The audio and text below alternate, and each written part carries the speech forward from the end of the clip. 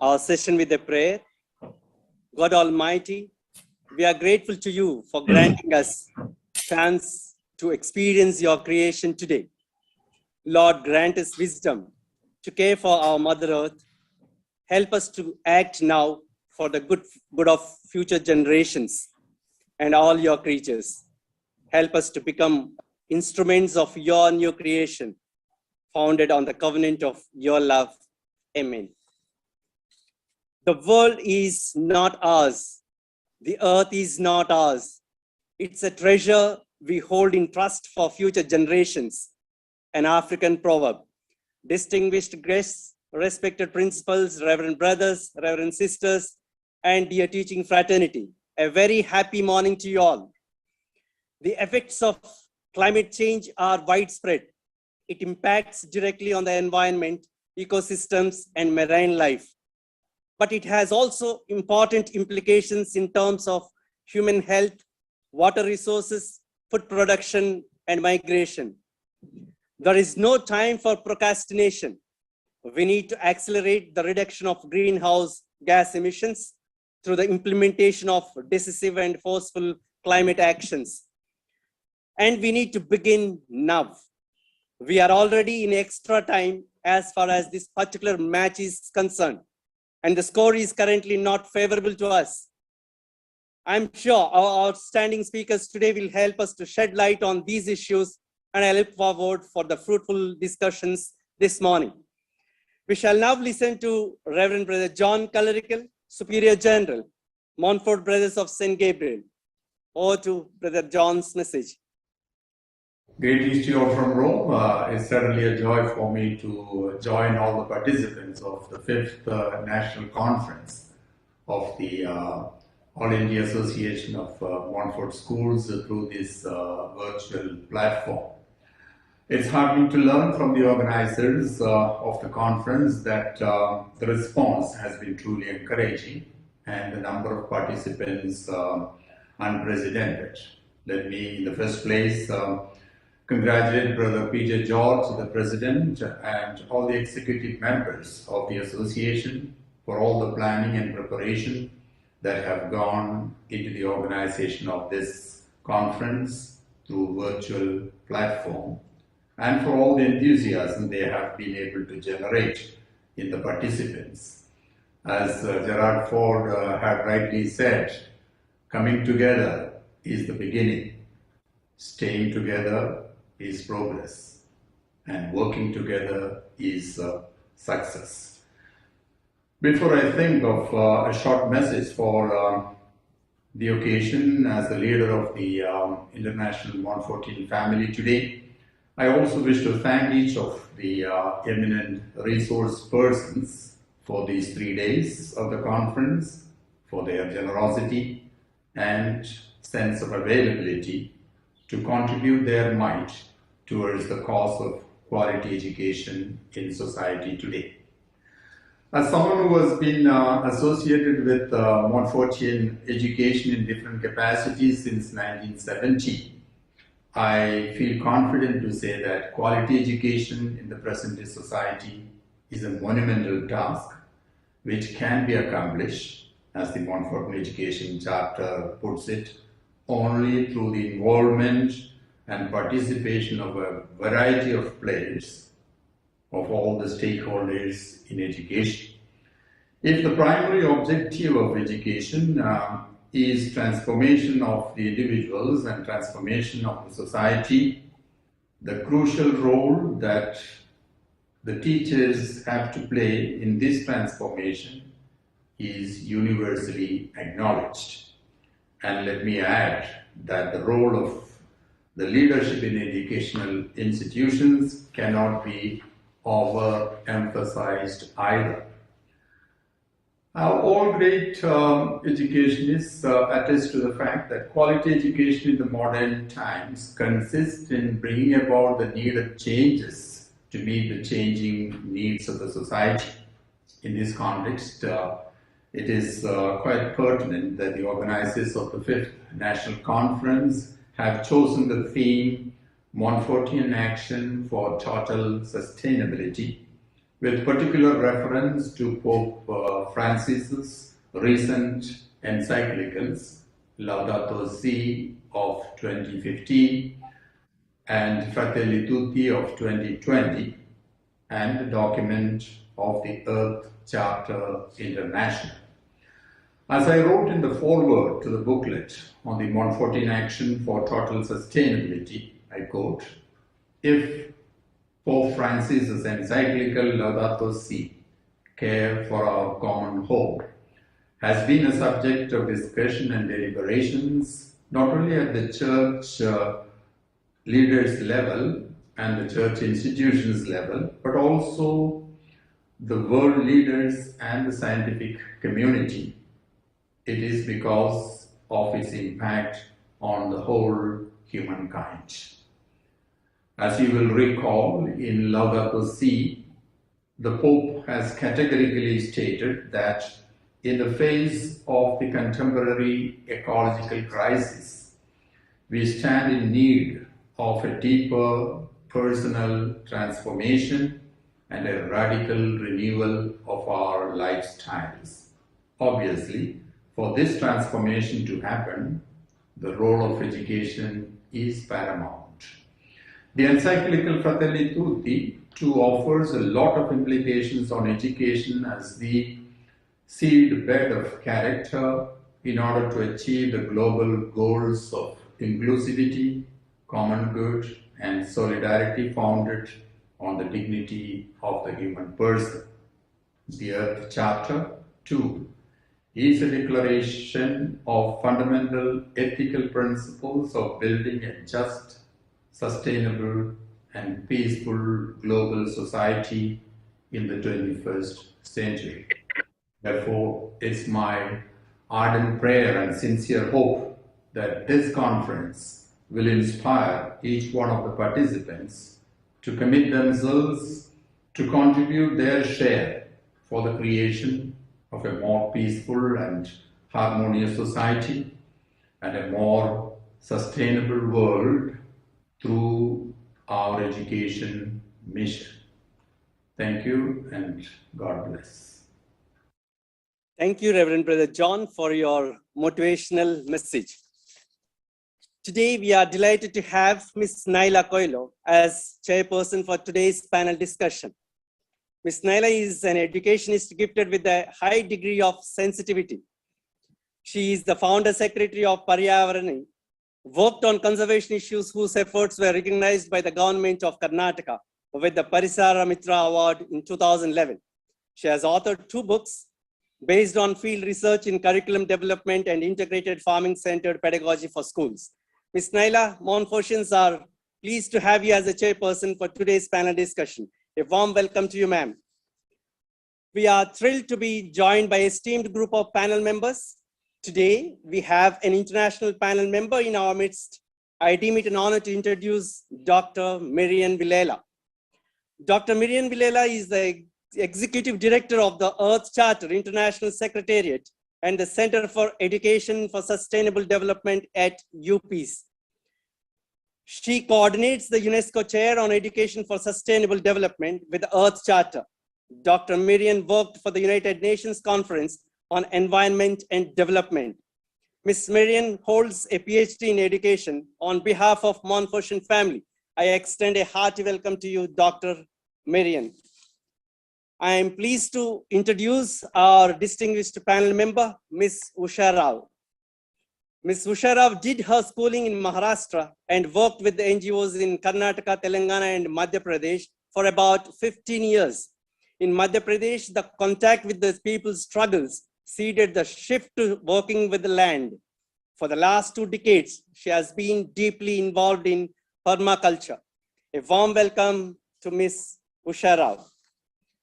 I deem it an honor to introduce our next panel member, Mr. S Prasad, carbon and energy calculation expert. Mr. S Prasad is a board member, regional coordinator, and the program manager of IYCN Projects at Hyderabad Chapter. He was selected for IVLP, International Visitors Program, one of the most prestigious programs offered by the government of the United States of America on climate change and clean energy. He was also involved in developing comprehensive carbon footprint calculator as per Indian standards with the CERENA Foundation. A hearty welcome to you today's panel discussion, sir. I'm really happy to be introducing young and dynamic panel member for today's discussions, Ms. Ridhima Pande, school student and litigant on climate crisis. Ms. Ridhima Pande is an environmental activist from Uttarakhand who advocates for action against climate change. In the very first case of its kind in India, Ridhima Pande, when she was 9 years old, has moved the National Green Tribunal alleging inaction on the part of the government to take measures for climate change adoption and mitigation. She also was one of the complainants to the United Nations in action against the climate crisis. Ms. Ridhima, we are all waiting to hear your views and practical ideas on climate crisis towards a Montfortian response. Montfortian family is pleased to welcome you, Ms. Ridhima. I just like to remind audience to read more about the distinguished panel members and understand the contributions they have made. Kindly take a look into the brochure. May I now request Ms. Nyla to start the panel discussion. Over to Ms. Nyla.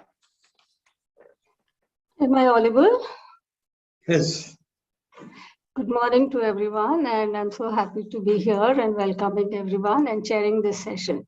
So since we are addressing the school teachers and institutions from schools,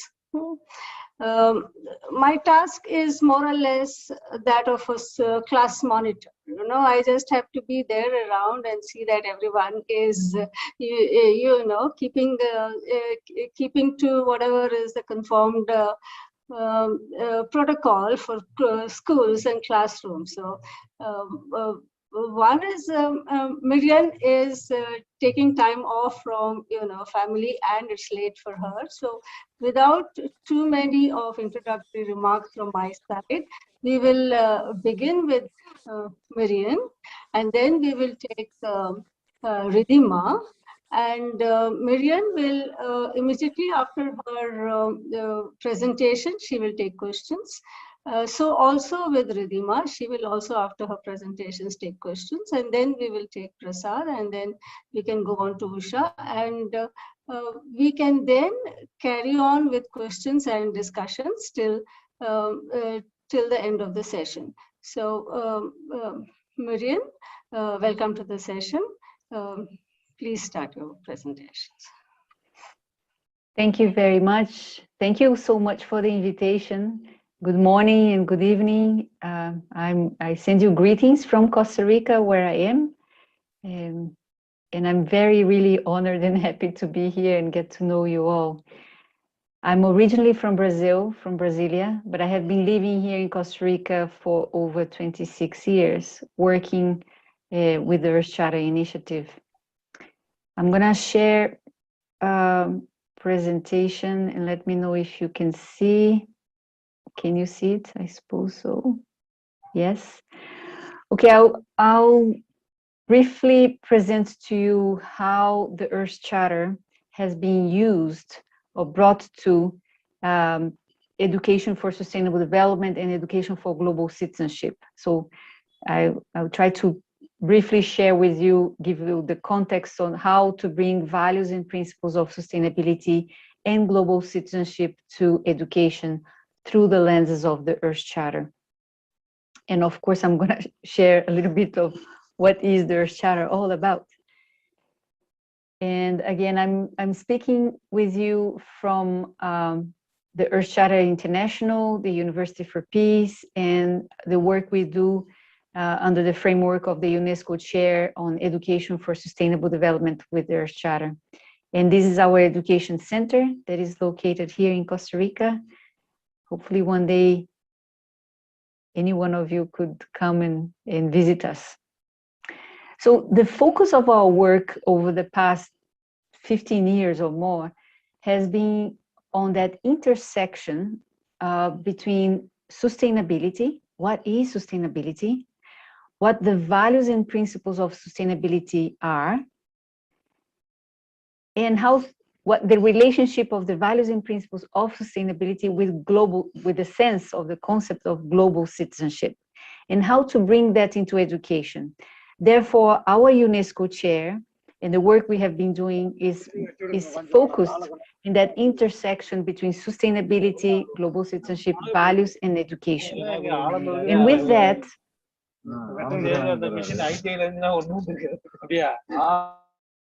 that, we have been doing research and training in that intersection. So let me share with you that more or less every 10 years, UNESCO brings together a global forum on education.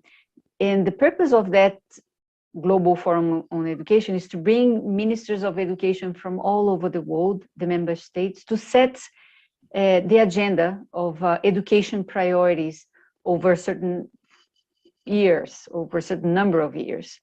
So the last education forum of UNESCO took place in May 2015 in Incheon in South Korea.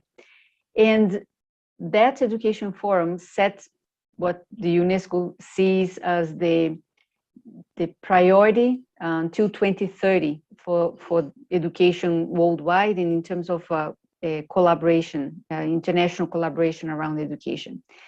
And I wanted to emphasize or highlight two paragraphs that you may find in this Incheon Declaration and this plan of action that is articulated here. One is that, of course, they focus this current global education agenda on quality education. 20 years ago, the focus and the priority was in education for all, was to ensure access to education.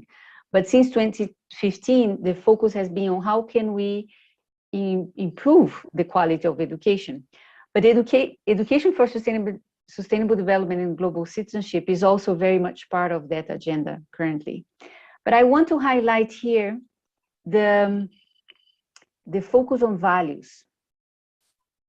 As you can see in paragraph 63 of this declaration and document states the international community and UNESCO commits to seek ways to provide learners with opportunities to acquire throughout life the knowledge, skills, values, and attitudes that are needed to build peaceful, healthy, and sustainable development.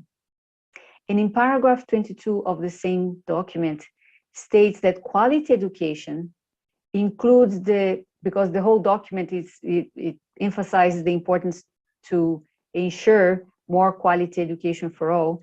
And therefore they say, what's quality education? And they state that quality education includes the development of those skills, values, attitudes, and knowledge that enable citizens to lead healthy and fulfilled lives, make informed decisions, and respond to local and global challenges.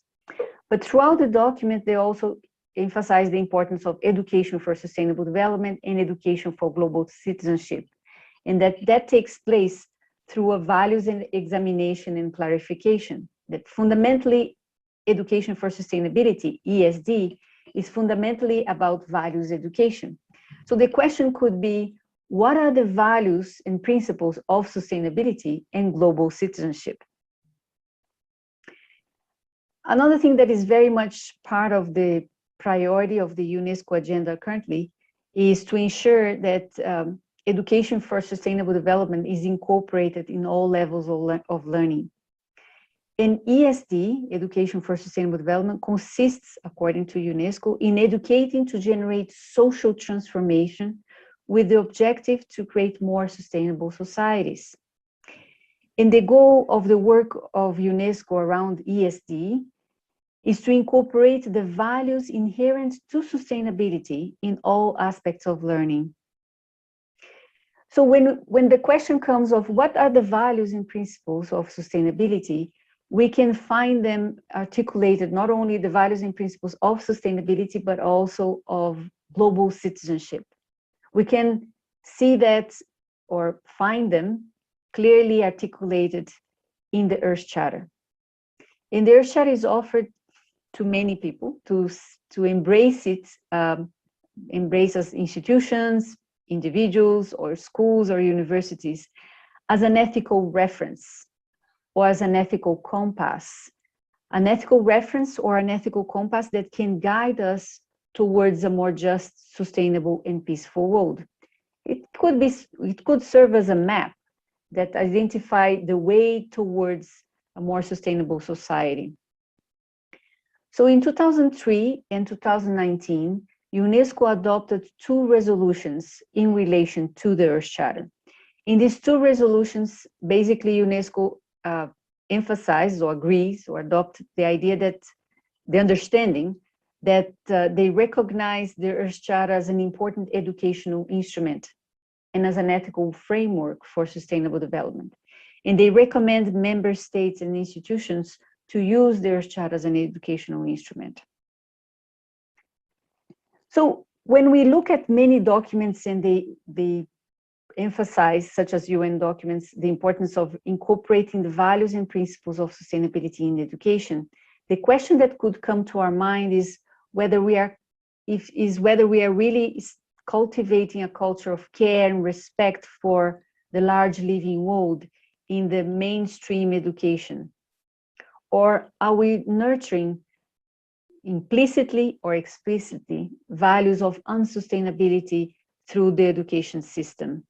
If we see the world as we are now currently living, with the current challenges of climate change, environmental degradation, conflict, and it's to a certain extent growing intolerance with the different ones, I think we could maybe question what has been the role of education systems and institutions in more or less being in a vacuum in terms of cultivating the values of care, or a culture of peace, or a culture of care and respect for the large living world.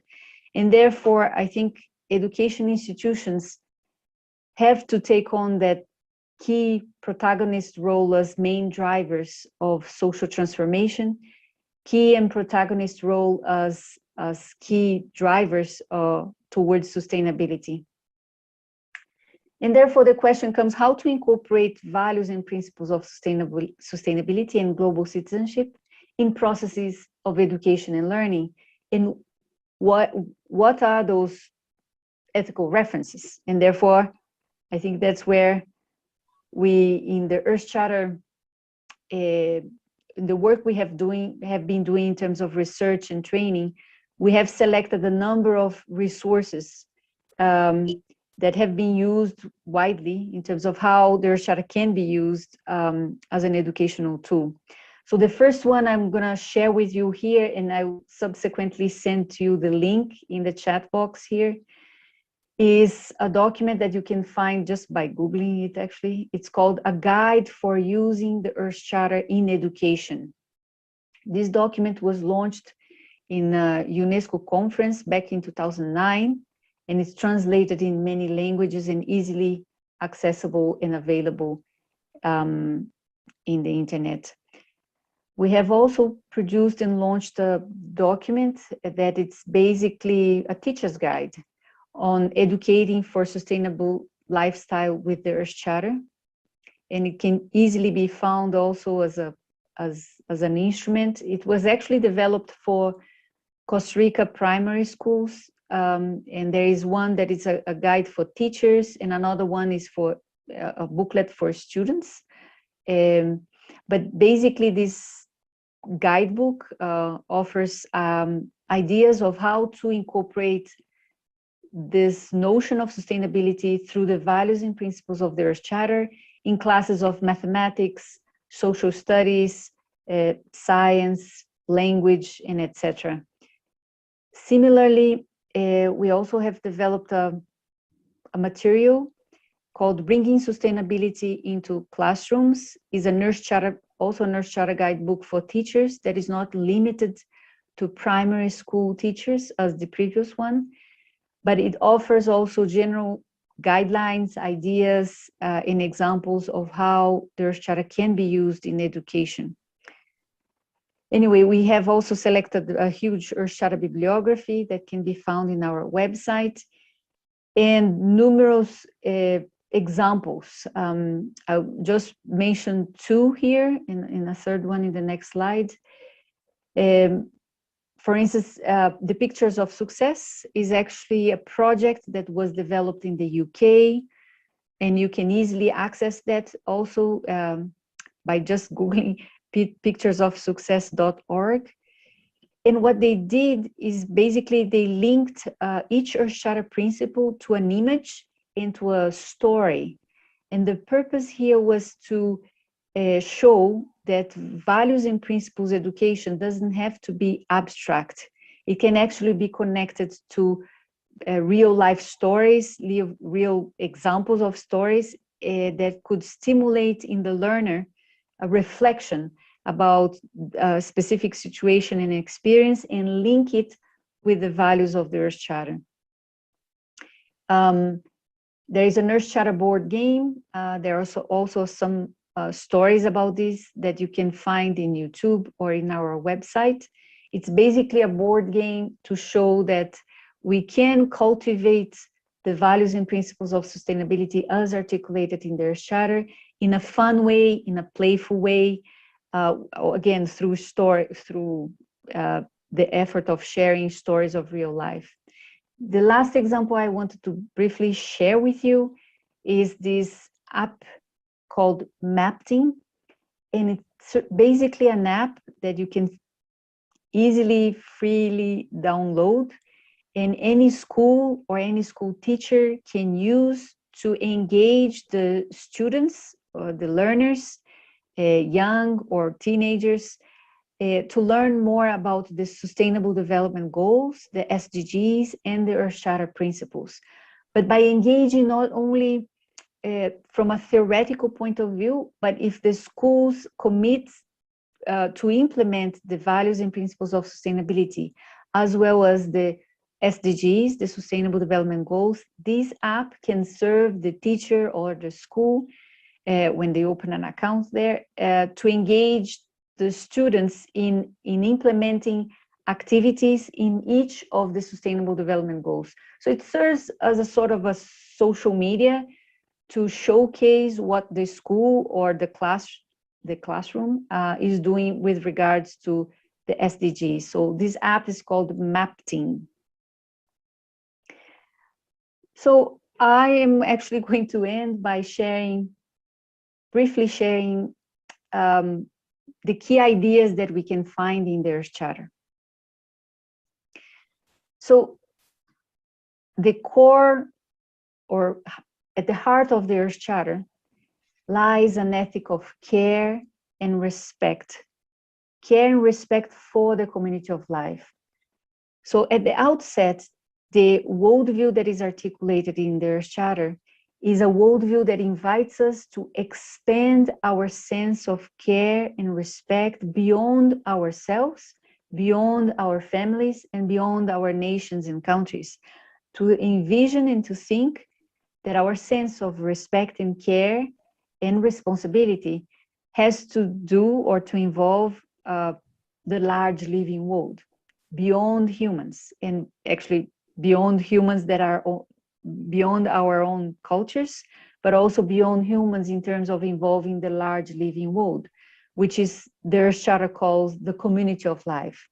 So each word that we can find in the Earth Charter was actually carefully thought and drafted through a process that took over 6 to 7 years with individuals and experts in all regions of the world and also different areas of knowledge. But the Earth Charter articulates 16 principles organized in 4 parts. The first one starts with this notion of respect and care for the community of life, which serves as the heart or the foundation of the rest of the Earth Charter. And it goes to Pillar 2, which articulates a number of values and principles under the notion of ecological integrity.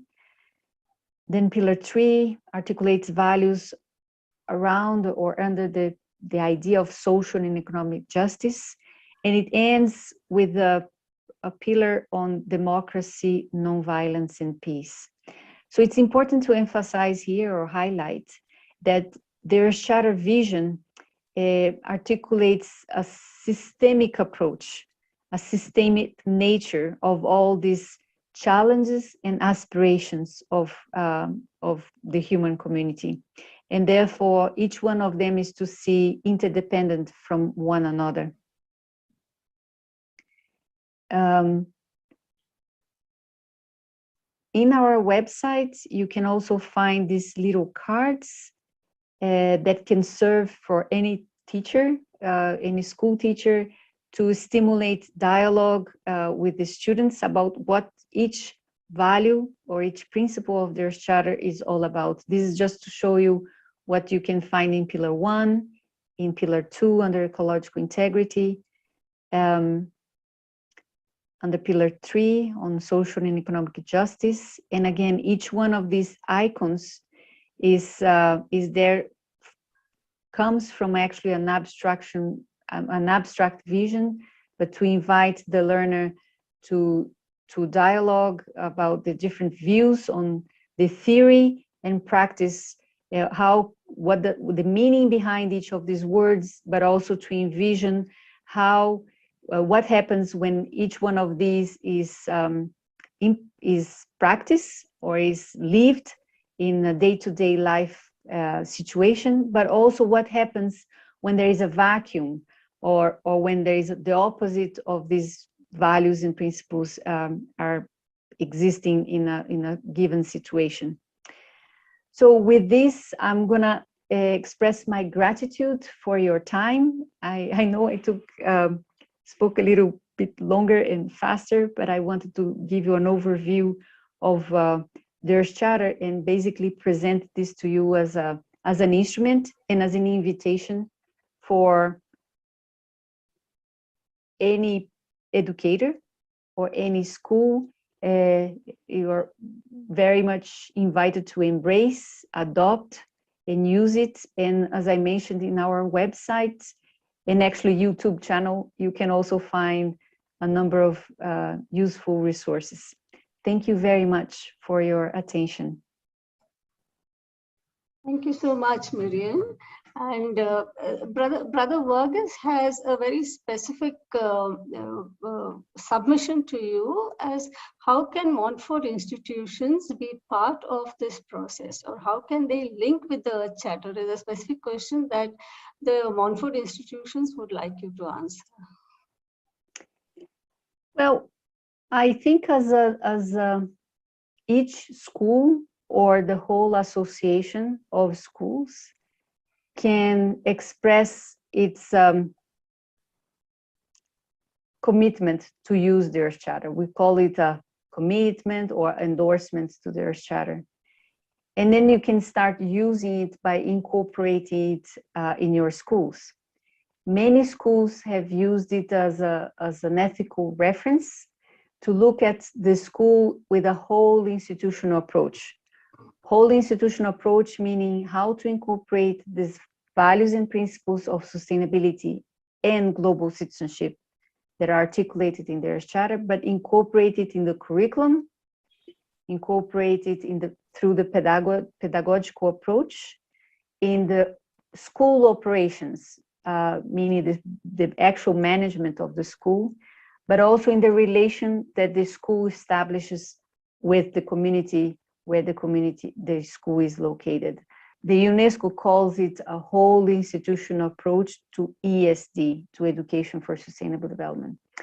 I will be more than happy to follow up with more details on how this can happen, and above all, to share some of the experiences of how some schools have fully embraced the Earth Charter. Yes.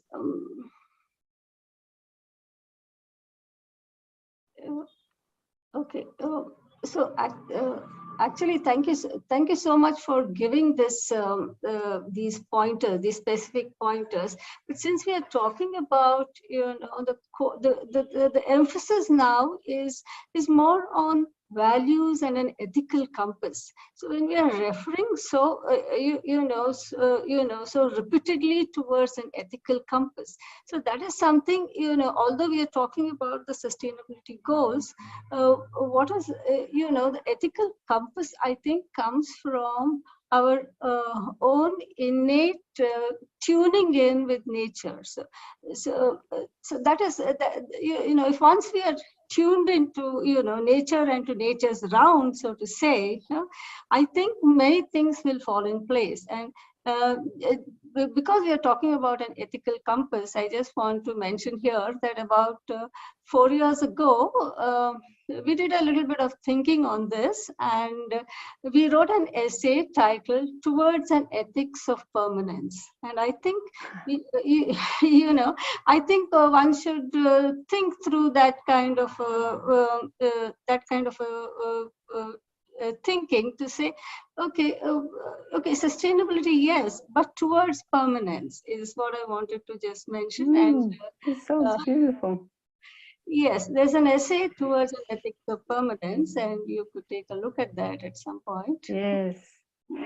Well, this sounds beautiful, and actually part of my own research interest has been on how we can make values-based education not sound as theoretical or abstract, but transformative. We have been looking at pedagogical elements to make it happen in a way that it's not just about conversation on concept and theories, but how to spark interest in the learner, but also how to enable the learner to go through a transformative learning experience. And actually, the use of arts in storytelling and metaphor is one of the key elements that we have found that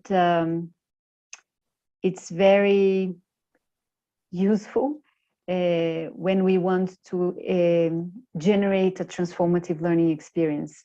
And sometimes we think about the use of art only for the art classes, but here we have actually experienced the use of art as a way to engage the learner in deep thinking and in expressing not only thinking but feelings through an artwork. And art has been really used largely. I have researched over 120 stories of good practices of uses of the Earthshot in education, and the use of art in storytelling and metaphors is certainly there.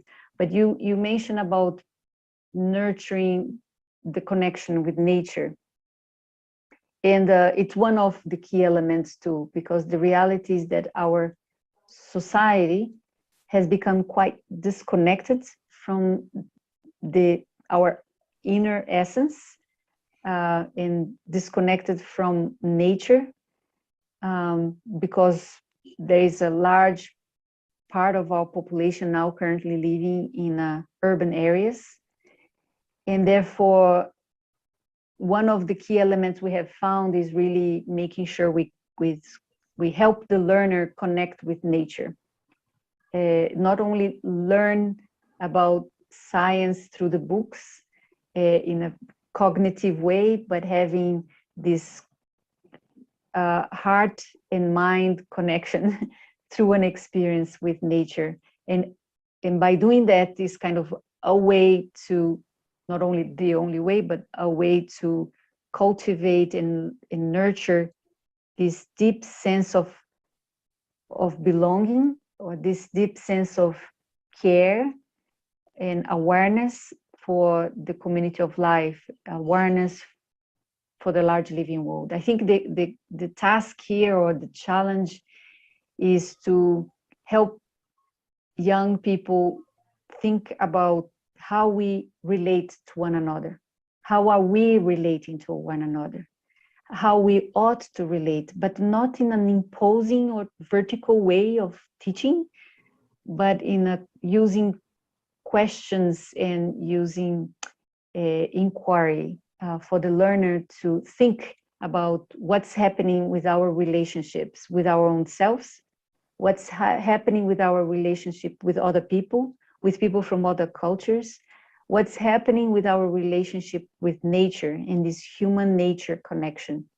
So it's also there as part of our findings in terms of key pedagogical elements.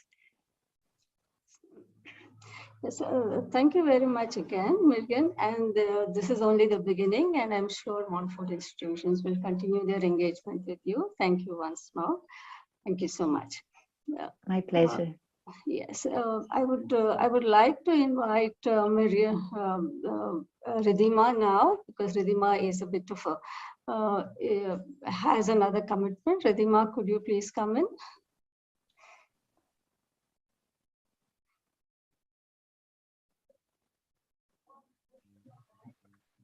Hi, can you hear me? Yes, we can. Yes. Okay. Okay. So should I begin?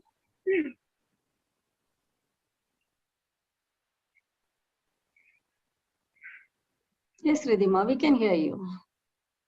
Okay. Hi everyone. My name is Ridhima Pande and I'm 13. So I'll just briefly talk about how I started and just because today we all are here to mainly discuss about how schools can whether it's teachers or the whole community of schools, how can they help the kids, as of from my understanding, how we can help the kids to be more environmental conscious, or just to how we can teach them to be more sustainable. So I would just like to share how my whole journey has been, because I'm a student myself. So I mean, I guess with hearing what were my challenges, I guess it would be more easier for the teachers, and I guess for everyone to understand what are the basic needs that a child needs if they really want to be an activist, or just not just being an activist, but if they do want to do something. So I basically came to know about climate change and global warming after the 2013 Kedarnath flash flood. So when the flash flood occurred, I was at my house. My mom was watching the television and I was just sitting next to her. I was kind of frustrated because she was watching the television like 24/7 and I didn't got the time to watch, my TV, the cartoons and stuff like that. So I was a little frustrated. But I didn't really had any other option because she was very, determined to watch what was happening. And my dad also went there to rescue the animals. So I just sat next to her and was just like, curious of what is happening that she's so into it. So when I sat next to her, I still remember seeing the visuals of, that whole destruction, destroyed building, everything was destroyed, and, seeing the level of Ganga so high, and, seeing people crying, and, I saw not only just television, but, the videos and pictures that my dad brought of people crying that they've lost their family members, kids, trying to find out their parents, trying to find their houses, trying to find their belongings and stuff like that. And when I saw those things, it was, it somewhere made me sad, but more than being sad, I was scared because I have never seen destruction like that in my life before, not even till today, I can say. So, I mean, after seeing that destruction, I asked my mom what has happened. And she was like, okay, it's a flash flood, and, this happened because of these reasons. And when I heard the reasons, from that point of time, even since till today, I am really scared of, flash floods, droughts, and, especially landslides, and when it thunders enough, raining, especially at the night. I'm like really scared. I used to get these nightmares that I died because of a flash flood, or I lost my parents, or I lost my house, and I can't really do much. So I was like struggling with that at that point of time. And that was the moment when I realized that I really want to do something. I want to do something to stop flash floods. So I didn't know it's a natural phenomena. I can't do much to stop it and stuff like that. The only thing that I had in my mind was I don't want to die because of a flash flood, or I don't want to lose my parents or my family because of that. So after that, I asked my mom what was the reason behind that flash flood, and she was like, then she told me about what climate change is, what global warming is, and I just found it interesting because when she told me of that global warming is happening because of our human emissions, I was like, for me at that time, I was like 5 or 6, So only cars used to emit for me at that time. So I was like, how can us driving car, change the temperature of such a big earth? And even if the temperature is increasing, how can it be bad for us? So I was like really confused. I was scared of dying. I was confused. I was intrigued by, this whole stuff, and I wanted to learn more. And as I started learning, I learned about child rights, about, living a sustainable life, about, how things are going on in an unsustainable way just for the development, just for the sake of development. And it gradually made me frustrated, more and more angry and more or less, sad in a way that our future has been destroyed for for luxury, for money, for profit, and for in the name of development, which people seems to be adoring, because that's why things are going on so bad around us. So that sort of was the main reason I can say I came into it. And yeah, since 2017, I filed my first petition against the government of India. Then in 2019, I joined 15 other child petitioners to file a complaint at the United Nations and the Child Rights Committee, with which I have my today's meeting at 10:30, sadly. So yeah, I mean, then we filed that lawsuit, and yeah, after that gradually I started working, and recently this August, like just few months back, I had a private audience with His Holiness Pope Francis, which was an eye opener for me and was a great experience, I can say, in a way, because I feel when we talk about because right now we're talking about ethics, values, nature, conservation, and if we don't talk about, His Holiness Pope Francis and about, his book that he wrote, the encyclical, the Laudato Si, it's not going to be justiciable. So, I mean, I still do have this book with me. So I can say that, when it comes to talking about ethics, it's really important for the kids or for everyone in general to know about how things are going on around them, and how things were back then, because earlier I feel like back then our ancestors used to live a much more sustainable life, even though it was not intended that okay, we are dying, we have to live a sustainable life, but it was more or less their I can say they knew what was right, and somewhere they were so connected to the environment and to the nature. I guess it was a very practical thing that they used those stainless steels and stuff like that, not kind of stuff that we use these days that often. So yeah, I mean, it's really important. At the same time, the easiest things that is important for kids, because when I was learning, I didn't have the resources. I was struggling to get the resources. I didn't know whom to reach out to learn more, and I was confused. I used to go to my teachers regarding that I want to learn about climate change, and they were like, okay, first focus on your studies, first complete your notebooks and stuff like that. First, just focus on your studies right now. Just read your books and focus on your exams and studies, read about these things at your home and stuff like that. So, I mean, it was a real struggle to learn about climate change on my own, because I was a kid back then. I didn't know, what could be the, reliable resources to read upon, and, whom I can reach out to, how I can read it, how I can inculcate it. So it's really important, for the students to get these things from the school in a way, because we're going to the schools to, at the very end, learn the importance, the important things, not only just get educated and earn money, in the future, but also to get educated about, everything around us. And environment is the thing because of which we are sustaining on this planet. So I guess it's really important to inculcate those things amongst the students. And yeah, I mean, it's really important at the same time to change that monotonous way of teaching, that old way, which kind of becomes boring at the same time. And as of what Marian as well said, that it's really important to connect to nature. I totally agree with that, because when I read a thing, I don't get, it's not very intriguing and interesting, okay, I'm reading a book, it's very interesting and stuff like that. But once I go to the nature and see it, and then if you tell me the same thing in the book, I would be more interested. I would, remember that throughout my lifetime because I saw it. But reading is sort of is a thing which won't intrigue every single child out there. So I believe it's really important for the schools to give this exposure to the kids to connect within nature. It could be, maybe taking them to a field trip, or, even, showing them the videos could affect in many ways. And yeah, at the same time, I would just say that, just give and, maybe help the kids to find out, it's really important. I believe that, schools can play a really important part in it, in, sort of helping kids and, helping them to find their superpowers in a way, and, helping them to use that.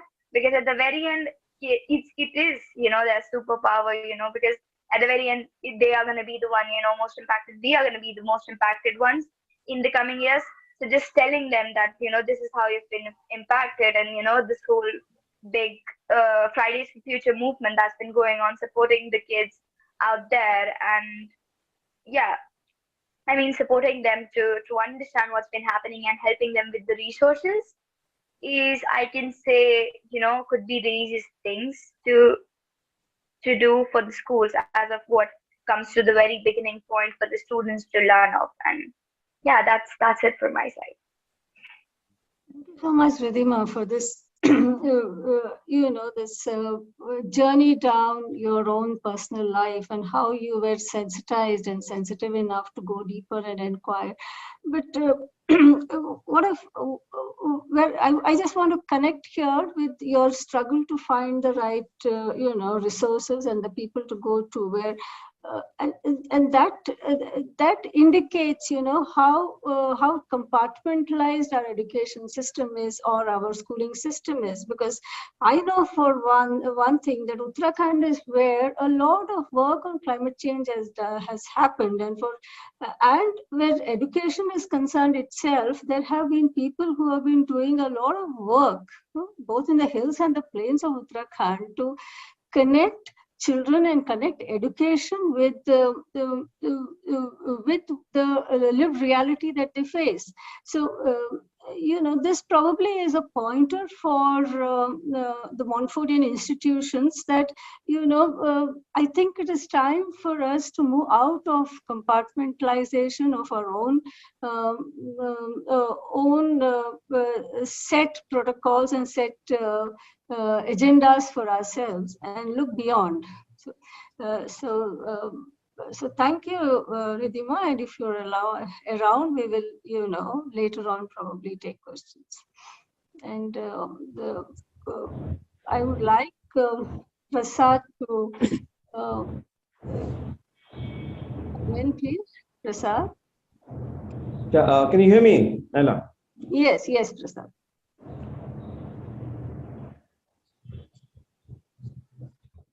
Yeah. Good morning, everyone, to all the participants who are a part of this conference. And I thank for giving this opportunity to share my points and my views towards sustainable living, especially from an individual perspective, what a person can really do at his at an individual level.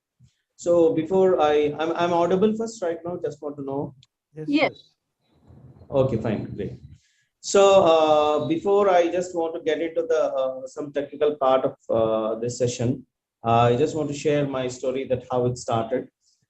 Basically, I born and brought up in a family where my parents used to get into service oriented, like getting into the villages and doing medical camps and doing plantation programs. And that was the first initiative it started in me from the family point of view, with getting involved in these type of activities. And I was interested on plantations. Obviously, most of the young kids at the time, they feel planting something is something interesting for them. So I was also into that, and I had a knowledge to some extent at that time. It was long back, almost 25 years back.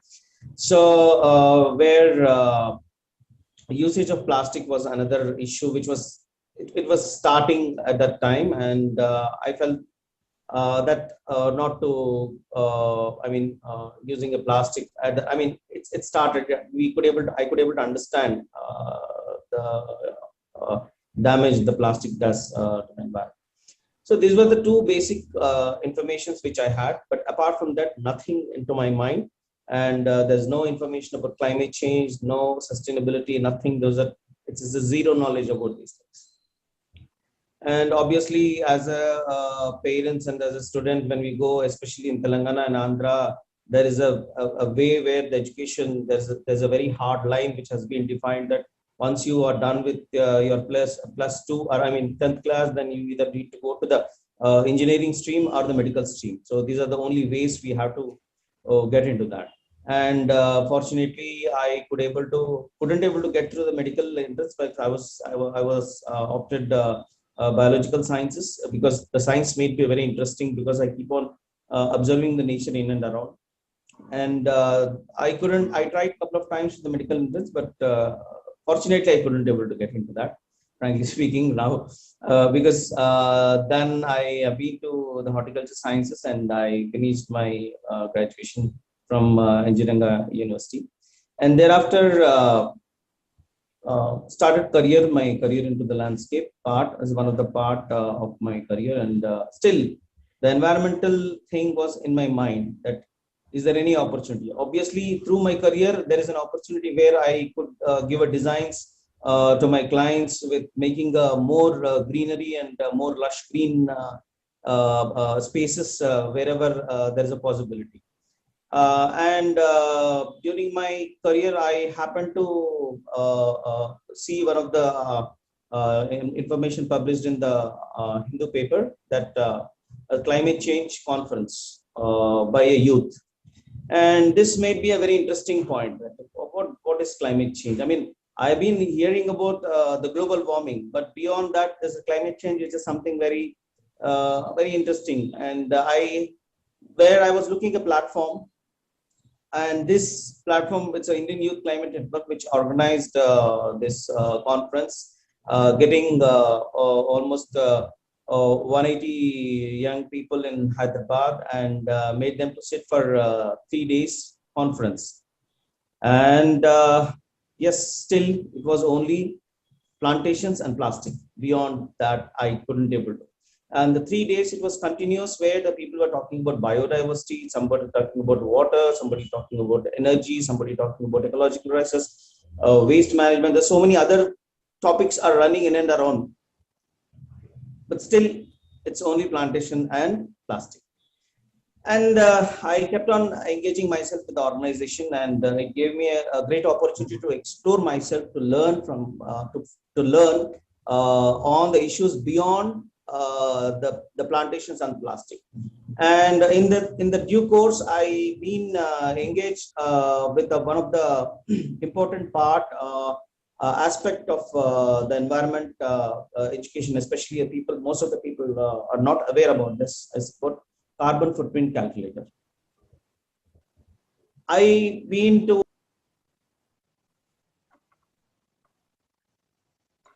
Please unmute your microphone. I've been under his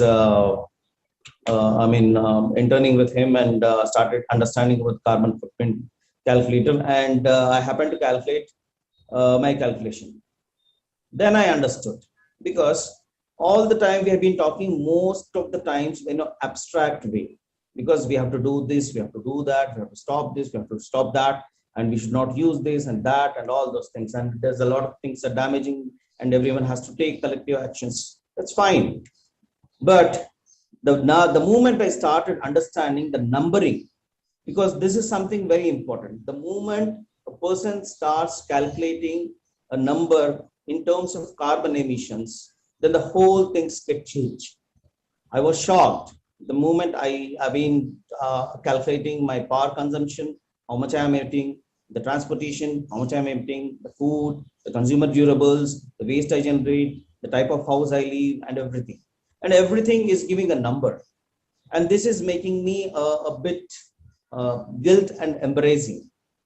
The moment, in a span of 3 to 4 months, I felt that my lifestyle and the way which I'm living, the connection with my nature is completely against, because the system which I am within the society and the economics which is driving me is making me unsustainable.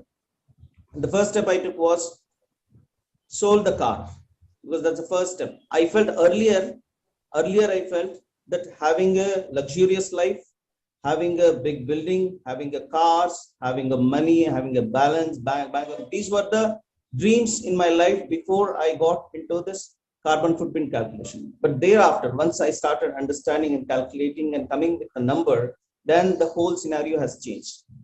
There I started making myself sustainable. I've been driving towards sustainable living. And here I could able to understand, because every human and every organism, in fact, needs an energy and a material. But the amount of energy, the extraction of energy is very limited to the other species, unlike the human, where because we are a moving desire machines. Our always minds run with the desires, and we keep on filling the vacuums and go for continuous flow of desires, where we try to extract the energy and the materials. And here the important point which I understood is, we also need to understand the energy calculations. One, where how much energy I am extracting from the nature, A, and I am also understanding the calculations of how much carbon is getting into the atmosphere, because it is very directly related to the climate change, the global warming and the climate change. So this two areas which really made me to understand clearly that the way, I mean, just now Marian was talking about the ethical compass, which is wonderful way she has presented. Now I felt that I'm going towards a sustainable living ethical compass, and my directions has been changed. And as I've been working with the Indian Youth Climate Network, it's a youth-based organization where a lot of young people were coming and understanding. I mean, there were people coming for sake of certificates. There were people coming for the sake of to make a career. There are people who really want to put their energy and time into towards the nature. The very group of people have been interacting. But there are people who got influenced with my actions, because that has also. And this, what happens when you start doing these activities? The first, it starts from the home. Like, what am I doing like this? I mean, why I'm selling the car and all those things? Because obviously the families are very much influenced by the surrounding people and the community. But I started making my parents to know better and better understanding that what exactly is sustainable living, and that acceptance has really gave me a opportunity for me to explore and learn more from my home. And of course there will be a lot of resistance. Of course there will be a lot of peer groups and friends who might do a mockery and make fun of us, even if we go on a cycle or if we go on in a public transport. Because I usually face this one problem, which whenever I go to a functions, because when you see functions, you could able to see a lot of cars, and especially cars, and they started comparing this. I felt that this comparison business, first once we start keeping aside and putting ourselves and connecting with the nature by calculating our number, what exactly the number which defines our living style. If you start putting that, it makes you a more stressless life. It reduces, because you don't need more materials from the earth to extract and to spend. Because what we are doing, we are extracting at one end, we are extracting the resources from the nature. We are consuming at one point, and again we are dumping into the atmosphere. I mean, to the nature. The type of materials which I'm not saying that we should be completely coming out of the living with the current society, but we have to set up ourselves as an example to the society that there is an other way of living also, not the one which is highly unsustainable, but also a sustainable living. There are a lot of changes which can be done at home. I personally feel that the power is one where we can definitely do, because there is also another way to do is like we can do a home audit of our family, because we can calculate our individual personal calculator. One, we have a very comprehensive calculator which if Montfort wants, then we can train them in a detailed comprehensive way. One, we can do a home audit. We can also do an energy calculator, and based on that we can let the materials what we can let into our home. not the one which unnecessarily, which have a high carbon, which is completely ecologically unfriendly to the nature, not only the nature, but also at home, because we think that whatever the materials which we are getting are all environmental friendly or not harming us, but definitely it has its own impact on our lives. And we could see clearly that through food, we are getting the people are exposed to cancer and other health issues in recent past. So my point over here is like the energy calculation is something very important for every individual and every family, and also every institution. It may be a education institute or it may be an organization, because most of the time our time as a student, if I talk about a student or a teacher, if you could be able to take it at an institution level, his time is spent mostly at home or at the school, right? So these are the two areas. If you could able to start making the changes and see the change, then gradually it has a ripple effect over within the family and also within the school, right? So I personally feel that the energy calculator is one where every student has to learn. He has to know. Every student has to have an understanding. Not only student, but also the teachers has to have an understanding on the comprehensive carbon footprint calculator. Based on that, and also do an energy audit, not only for the education institute or wherever the students or the teachers are spending their time, but also their home. And this gives a picture for them. From here, they can start having a policy. For an individual policy, people don't understand individual policy. It's individual policy is something where you are committed to yourself, because you are committed to yourself saying that not to use this. I want to use for a public transport. Yes, I want to reduce my power consumption. I want to go for an organic food or a less chemical food, or else I want to use such materials or consumer durables which are easily recyclable. So this is an individual way. In the same way, we have to replicate the same thing to the family as an institution, because usually what happens, the people think that in a big picture of environment, my individual action, does it make any difference? This is the question we keep on asking ourselves. There's so many people are. Leave about others. Just question yourself. How much you are consuming, how much I'm consuming, how much my impact on the environment. Let me calculate, let me understand it, let me change myself. Then have spread this to family. Then again, gradually it goes to the friends, like-minded friends. I mean, the more you have like-minded friends with a sustainable living, it will have a more greater impact in and around areas. Then gradually you can go for this audits, the plan, which was talking about the policy, which can be framed at the individual level, at a family level, at an institution, maybe a school, or it may be a college, or it may be an organization. If you are very much particular about these things, it will have a greater impact. No, and these small collective actions is going to bring a massive change. And I personally feel that individual actions also have a greater impact in the society, especially in conserving the nature. Thank you. Thank you, Prasad, for this very inspiring and to the point presentation. I think institutions will be able to connect with this very well, because what they would like to do, probably there's also a request that will you be able to help them to do their carbon calculations and help to move towards zero emitting institutions. So that is something I'm sure Prasad will be able to do. But what I found interesting is I can relate this very much to institutions, because institutions come out with report cards for children. Okay, and he says that calculating these things gives you a report card. It first makes you guilty and embarrassed. I think all of us need to be feeling guilty and embarrassed, and only then from there we will move towards taking action. So Prasad, stay with us while we take Usha, and then we can collectively have a discussion or respond to questions. Could we please have you come in? Usha? Yes.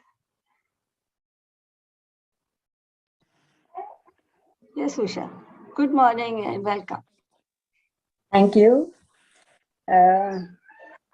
Actually, by and large, I've been doing farming and I'm not very used to making presentations. I was a bit worried that I'll ramble off, so I wrote down some. I'll start with that and and then add on. So, yeah, I feel we have all grown up in times when there appears to be great abundance. We have grown up with this feeling that there is plenty more where it comes from, be it water, be it gas for fuel, be it petrol for transport.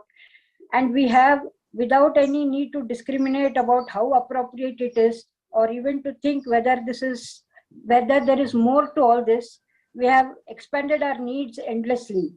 Even the most poor and frugal, for sheer existence in this culture, consume a lot more than our forefathers did 2-3 generations ago.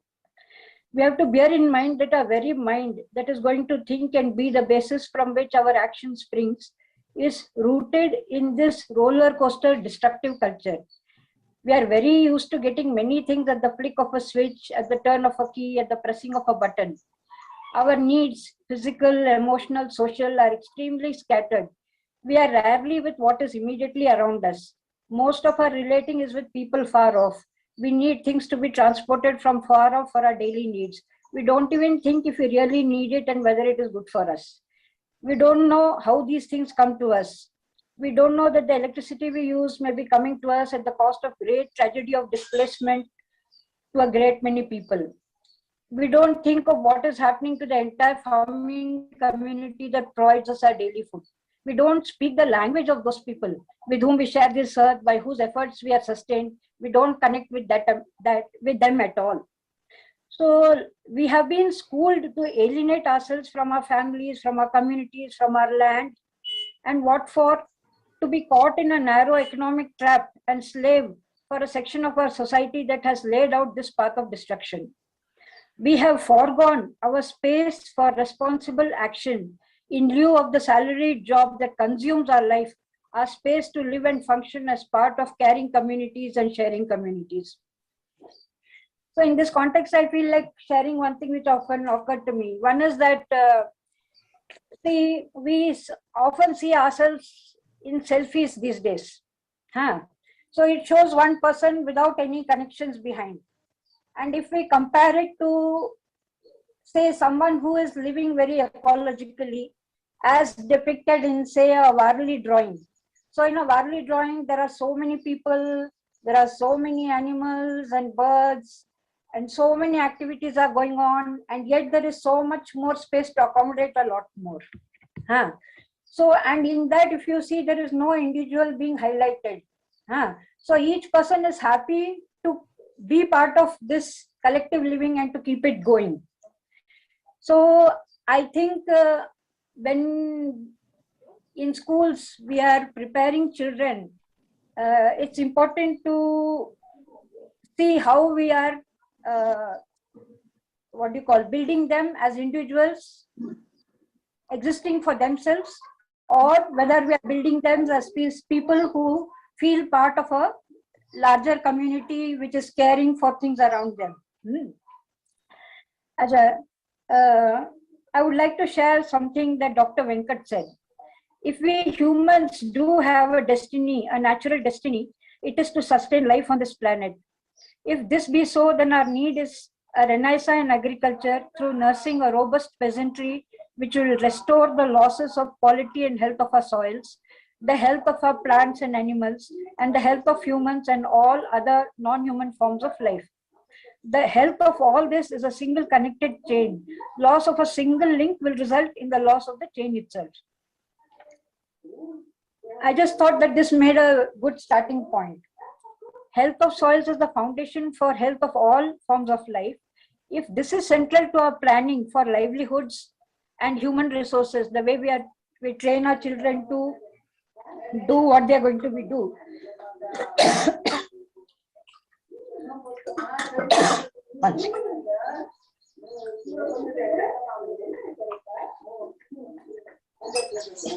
Then what are its implications? It is needed that most people live a community-based grounded existence.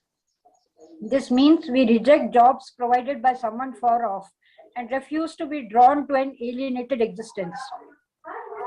Wherever we exist, we do so deeply connected to the people around and to the natural resources of air, water, soil fertility, biodiversity, and community of people rich in skills and capacities of maintaining, building, using, nurturing, and living by their set of natural resources. Community of people connected by and with all these.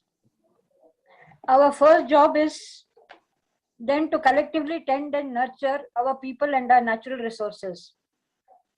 We would need to work out what our unit would be. In rural areas, a watershed makes a good connected unit.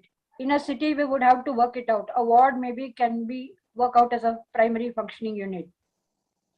Each and every person who is the least bit serious about this has to ground oneself, roots oneself in a community. This is needed to gather strength, capacity, understanding, and to position ourselves to address the converging crisis of failing politics, depletion of mineral resources, alarming state of our natural resources, depleted and poisoned soils that would need to be nursed back, and dangerously receding water tables. It is very easily possible to address all these and bring it back to a state of abundance if we organize ourselves to do so. Now, for this, we would need to start a process of community self-education, including ourselves. And in this context, I feel that schools should become the hub for transition. In fact, this transition town movement started with a permaculture teacher in a small town school in Ireland, where he set a project for the children saying that, say in another 20 years, there are going to be no fossil fuels. Then how will we organize all our needs in this town? And how will we move to a situation where we live without using of fossil fuels? Apparently, when they it was a small town and this project was presented to the mayor, and he found it so good that he adopted it. So the whole town moved towards meeting all their needs with their own resources so that they could be sustainable. So now for this kind of thing, I think the whole nature of the school will have to change. Most of the school's activities should be devoted to transition. Schools should be entirely neighborhood schools with a great degree of integration between school and community. In the initial phase, the school will have a series of local surveys about the status of resources, whether it is water, air in the area, and the soil in the area, where the food is coming from, quality of food, how the soils are, and what the human resources are doing. So when we do a series of surveys like this, we will really come into touch with the reality of our own existence and how we are contributing to sustainability or we are working for destruction. So when we get to do that, we'll be able to reflect and then design a set of activities for ourselves. And I feel that once the school does this survey, this thing needs to be shared with the community. So it would be very nice if we bring out a regular newsletter where we are presenting this information, which is collected along with the participation of local people and which is again being shared by them, so that there is a collective energy and understanding being built up about what is happening around all of us and what we are doing and not doing or what should be done. And I think many things will emerge from that. So when this initial phase of surveys is done and it is presented in directly to people and also written as part of a newsletter, this would make for the initial phase of transition work. And done well, it should lead to a series of activities and many groups working on different aspects. Unlike existing curriculum where knowledge generated somewhere far is studied out of academic requirements and interest and no entailing action, when school is a transition hub, knowledge about our community and its resources, situations and problems and strengths becomes important and would naturally flow into action. Instead of knowledge for individual achievement, it would be for exercising our capacities and building them for collective well-being. Teachers and children would actually be learning together and learning things which are significant for their life. School and community would be deeply connected. School as a hub for transition would have to be a neighborhood school totally covering a neighborhood population. We will find that our space for actively responsibly has been cut by centralized structures. We would need to create the ground to have space for functioning responsibly. We will find that our problems are collective ones and can be solved only collectively. We will find that individually cornering resources is destructive and pointless and a waste of energy. We would find that we need to move towards local production and local consumption. We will find that we need all our labor for working to take care of our collective resources and for taking care of our people, and cannot have the time and mind for doing alienated jobs. We will find that life would feel good, very secure, very light, very enjoyable, very meaningful when we function as part of commons, at nurturing and cherishing commons. In taking care of everything and everybody, we also get taken care of. And that is the best way to take care of ourselves as well. A wholly new way of living, a genuine living where our lives are not consumed by paid jobs will emerge. This is what I feel.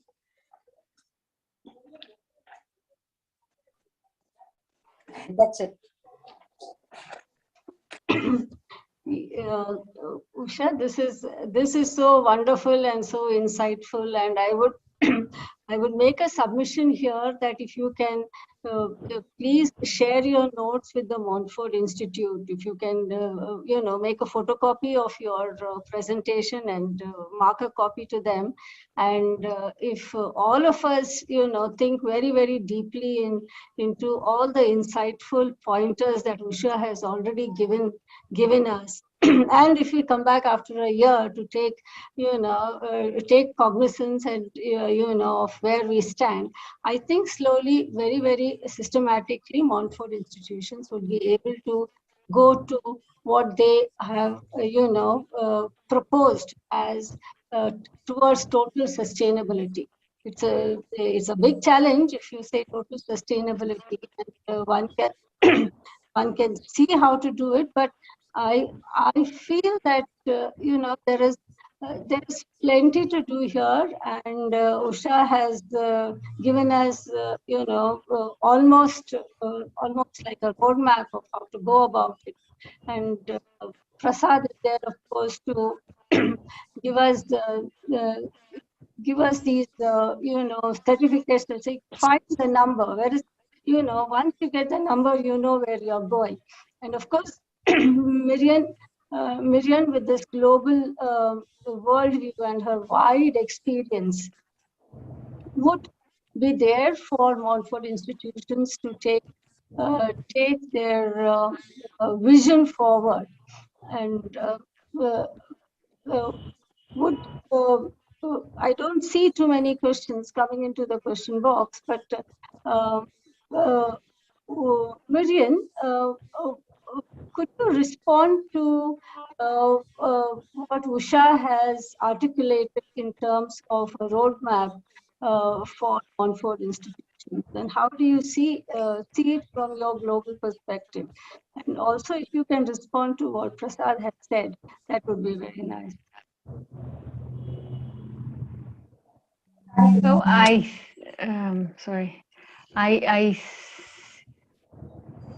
I'm going to answer very briefly because I'm almost falling asleep. Yes. I'm sorry. It's 11:30 here. I think we are living currently a paradigm shift in education.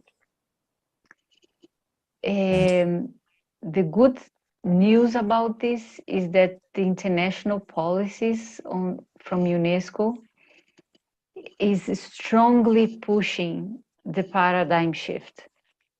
It's strongly pushing the need to reorient education to a more participatory, transformative, flexible, transdisciplinary way.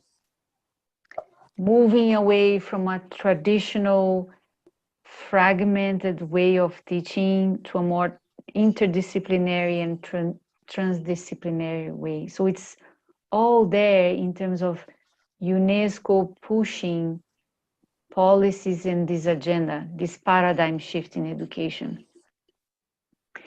So I think it's an opportunity. At least in the agenda of education for sustainable development, there is a strong emphasis on the importance to make sure quality education and education for sustainable development is undertaken with providing a space for critical thinking, system thinking, values-based education. So what I'm saying is that we are currently living this paradigm shift that I think I have heard some of the previous speakers say. So the opportunity is great because we just have to take this wave and go with it, right? UNESCO is pushing and encouraging member states to develop policies towards this new paradigm shift. So it's there. And actually just next month, UNESCO is going to launch a new Futures of Education report that I'm sure it includes all of these great ideas in terms of emphasis in contents that are related to sustainability, values, global citizenship, but also emphasis in a new pedagogical approach, one that is more contextual and etc. So I think I heard the previous speakers mention this, and I'm just linking it to what I know UNESCO says and highlights, and is trying to push. The reality is that it's a challenge because teachers are not educated or have not learned to provide or to engage into education through this new pedagogical or paradigm way. We all learned that education in a school is transmissive, it's vertical, and etc. However, at least in theory and in UNESCO policies, pushing us to make it in a different way. Because the reality is that most learners have access to information through Google. 100 years ago, schools and universities had a different role. A lot was to provide information, but a lot of information can easily be found now. So I think the role of the school and universities have changed significantly over the past 20 years. And it's really to provide more of an experience of interaction, stimulating thought, stimulating critical thinking. And it's really enabling the learner to have the skills and the values to contribute with social transformation, to contribute with the betterment of society. And I think the previous speakers I heard mention this. Now we know there is a huge challenge, which is how we address climate change. So the schools cannot ignore that, right? And there is a huge push for climate literacy, because as someone here said, I think it was Prasad, that the reality is that there is a huge illiteracy. We are all illiterate, environment and ecological illiterate, and climate illiterate. We may have a lot of PhDs or MBAs, but many MBAs are climate illiterate. Many well-educated people from a very formal and conventional way of education are ecological illiterate, despite many achievements in education. So this is an issue for the current world we have. And I think the current education system needs to really take the pulse and question our assumptions in terms of education and how education experience is all about, and look at the current context and challenges humanity face, and use these occasions in mathematics, language, social science, history, to incorporate in a cross-cutting way. It's not to create a new subject, it's to incorporate these issues and challenges of sustainability, climate change, in a cross-cutting way in all subjects, but not only from a theoretical approach, but through an experiential learning way. And well, anyway, that's my humble comment at this point before I fall asleep. Yes, Prasad. As Marina said, it's true that the education, there's a transition has to happen, and it's happening. It's in progress. Definitely, the transboundary and transdisciplinary approach is very much needed. And there are some programs which has been recent past which were designed. It's called as Ek Prithvi, where we engage the mathematics subjects, the social science, the English languages, and everything towards the climate change. If I could able to take one simple example, if I take the mathematics, I could able to bring the biodiversity into this part and try to calculate the tree height, or I could able to connect with the tree, mensuration part, or any length and breadth, and whatever the topics which can be integrated towards this. And we can also do certain other areas where we could able to calculate the biodiversity, the number of species which through their observation, what they could able to find in and around their campus, or in and around their vicinity. And this is how it has to be done, because as we cannot take something very separate subject, but we have to infuse the whole concept of climate change and ecological crisis into the regular subjects and make them aware. Maybe somebody who is interested in playing with the words and come with the poems and put the language into this, and somebody could able to talk about the policies, the negotiations, or something into the social sciences. So it would be very interesting to bring. And definitely I agree with Marian saying that 99% of the people are climate illiterate. Like they are certified climate illiterate. They are certified in their professions, but definitely illiterate in terms of climate and environment education. Yes, wonderfully put, Prasad and Mirgan. Actually, I think. May I just say one thing? Yes. In the materials I shared with you, and I'm actually going to share my presentation here. And in the presentation, you see some links to these guides for using the Earth in education. There are some specific examples, as Prasad said. In mathematics, there are certain examples and some activities you can use, and in science and in language. So you can certainly make use of it and adapt it, of course, to your context. I'm afraid I think I'm going to leave. Yes, if thank you excuse me. Yes. I appreciate. Yes. And blessings. Yes. And just one more point, Nyla, here, which the games and activities also plays a very significant role, because not making the students to sit in the class always and make them to move in and around and engage them through games and activities really brings such a wonderful engagement, and they take those things very quickly. Unlike more textual bombarding the information from the passive way into their minds, and make them practically involved in one way or other way really brings a brilliant outcomes. Thank you, Marian, for your presentation. It's amazing, and I could able to connect the ethical compass with my lifestyle. It's a very interesting point which you have put there. Thank you. Yes. So there is a comment here from Saitu P. Michael, which says we need to convert our campuses and properties to plastic-free and fully organic campuses. So this is, I think, a very wonderful comment and a way forward. And how do we eliminate the absolute non-essentials from our campuses? And by beginning to define what is essential and non-essential within our campus, and how do we create them in green organic campuses? Something that we can connect with and work towards.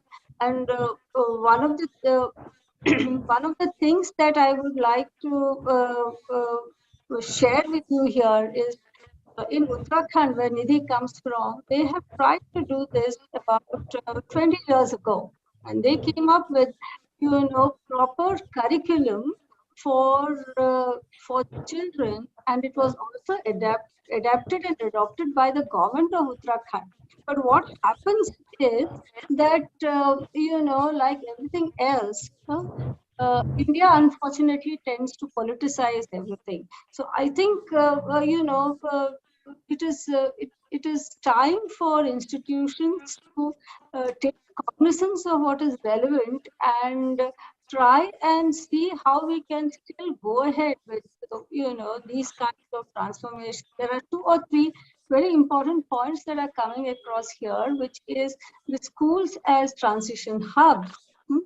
And our institutions as free of plastic. When plastic is just a metaphor for everything. It stands for everything that is non-essential, that is energy energy intensive and things like that. And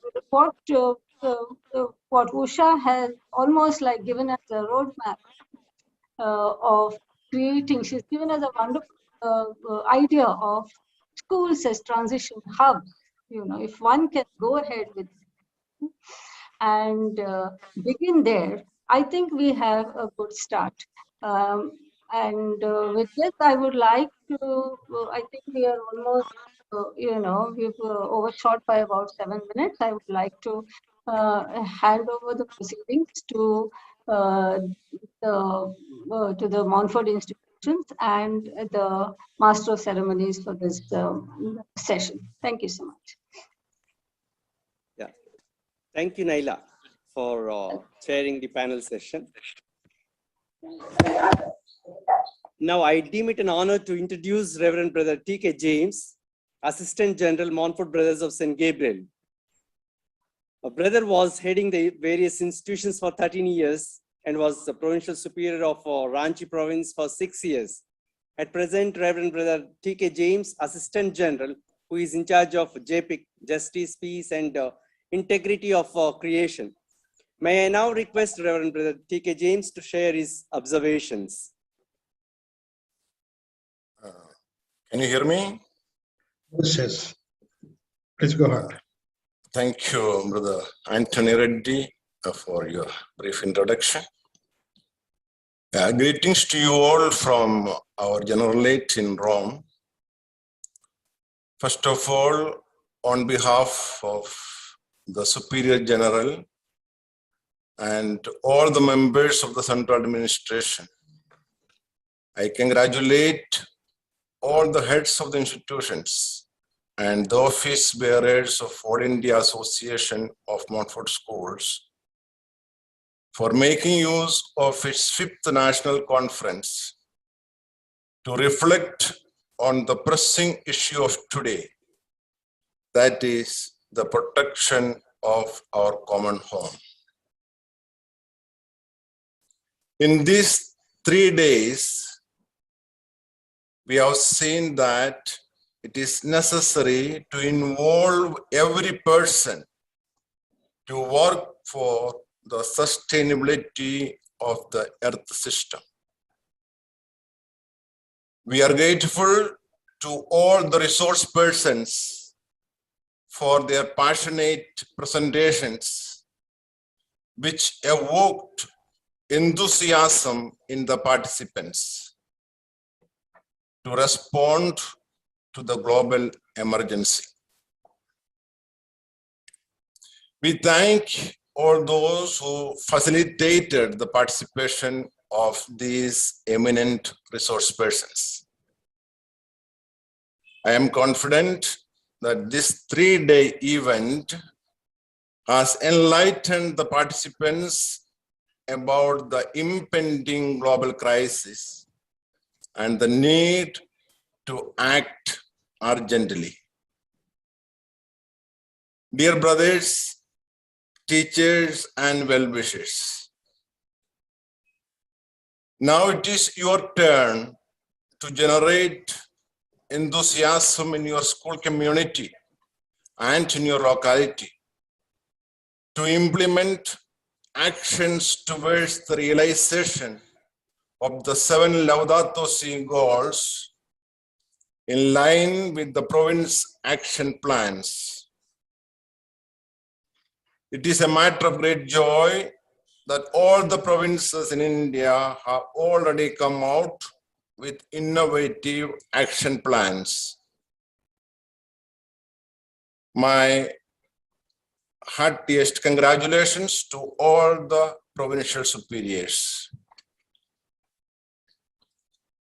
I know that inspired by the Montfortian Education Charter and the General Chapter exhortations, some of you are already engaged in commendable works in some of these areas. We appreciate all your initiatives.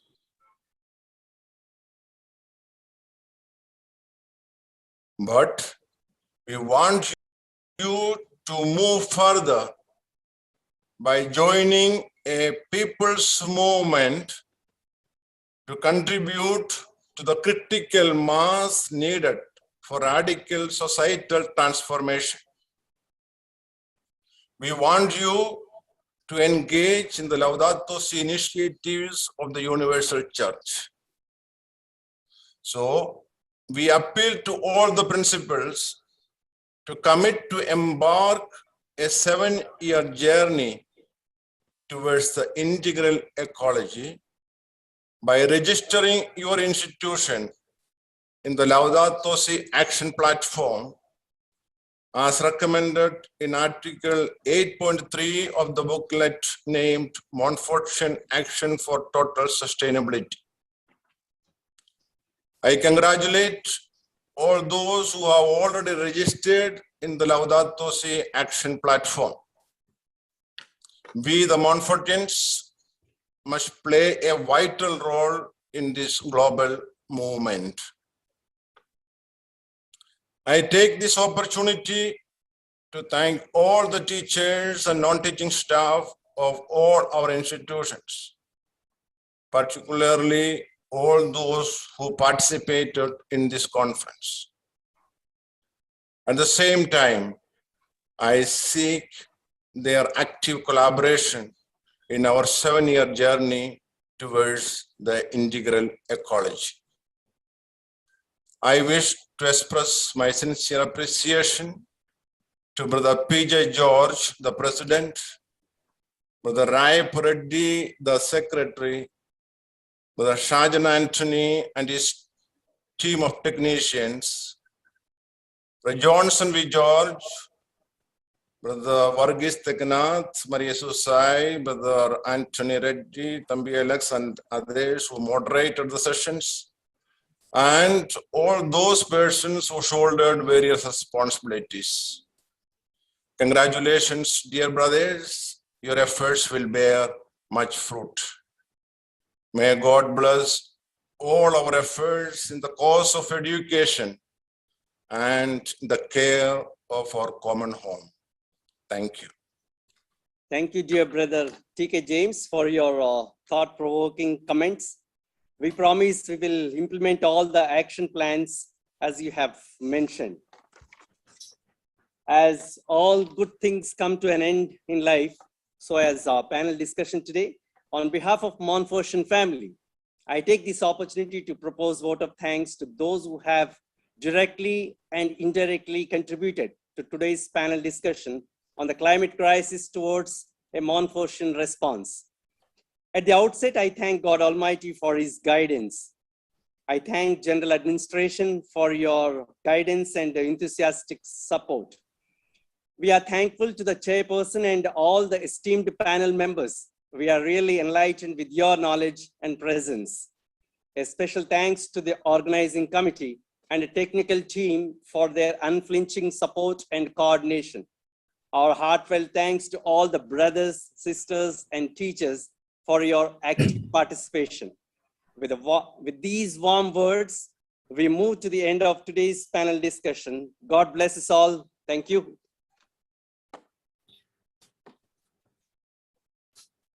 Thank you very much, Brother Anthony Reddy, for moderating the session so well. As Brother Anthony rightly said, we had an amazing panel. Thank you very much for bringing their expertise and experience around the table and engaging such a fruitful, constructive, and open exchange of views through the panel discussion on climate crisis towards the Montfortian response. It was a great learning for all of us, wonderful session. Thank you very much. On behalf of the association, a note of appreciation to all the participants, especially the teachers watching us on YouTube. Thank you, teachers, for investing your time with us, and it was a wonderful experience. Thank you for all your comments, suggestions, remarks, and we appreciate your participation. Thank you very much. We conclude the session and take a short break. Come back at 11:30 for AGM. Over to Johnson, yeah. Announcement, please. Yes, over to Brother PJ. Brother PJ. Yeah, good morning, everybody. I have an announcement to make. Well, we have sent you an evaluation form through WhatsApp as well as by email. Kindly take a few moments to evaluate the conference sessions. Only those who submit your evaluations will receive participation certificate. So the evaluation form will be available on the net for submission of evaluation until 2 p.m. this afternoon. We will start our AGM after 25 minutes at 11:45. Thank you, Brother T.K. James, as well as all the resource people for your presence and support and the valuable message. Thank you, brother. Yeah.